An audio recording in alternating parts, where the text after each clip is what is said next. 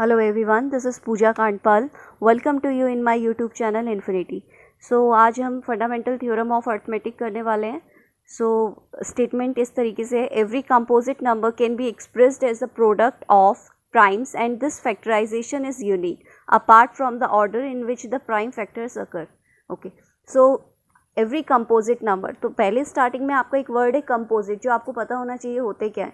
Composite numbers 1 से greater होते हैं. सो कुछ नंबर इस तरीके से हैं. Suppose you have 1 2 3 4 5 6.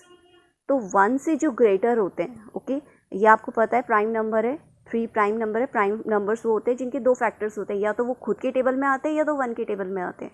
ठीक है, तो 2 3 5 आपके प्राइम नंबर्स हो गए. तो प्राइम नंबर्स को छोड़कर जो बाकी नंबर्स होते हैं वो आपके कंपोजिट नंबर होते हैं. ओके, तो जैसे कि 2 3 5 7 आपके प्राइम नंबर्स हैं, तो इनको छोड़कर 4 हो गया, 6 हो गया है, 8 हो गया, ये आपके कंपोजिट नंबर है.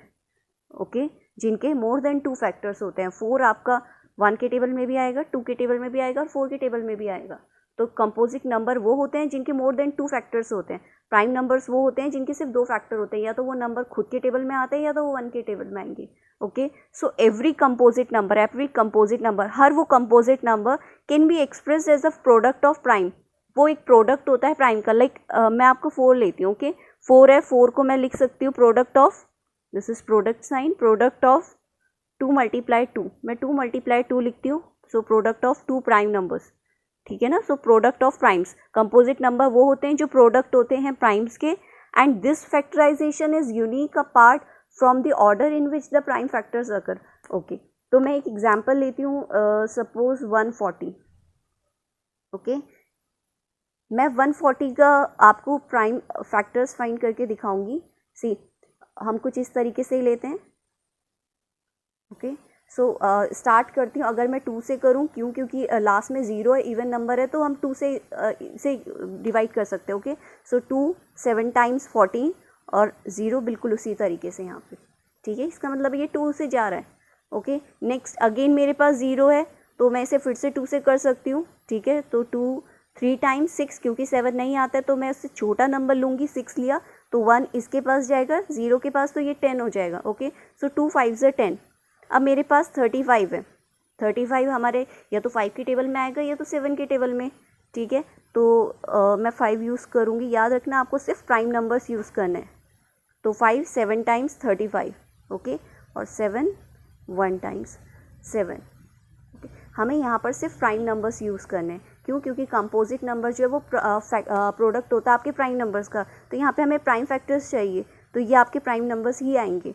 तो ये आपके पास 140 के लिए प्राइम फैक्टर्स कौन कौन से हैं? 2 मल्टीप्लाई 2 मल्टीप्लाई 5 मल्टीप्लाई 7. ये आ गए आपके प्राइम फैक्टर्स. अब ये मेरे अकॉर्डिंग है. अगर हो सकता है किसी को 2 से स्टार्टिंग में समझ ना आए, वो 2 ना लेना चाहे, वो 7 ले ले. 7 2 times 14 and 0 as it is.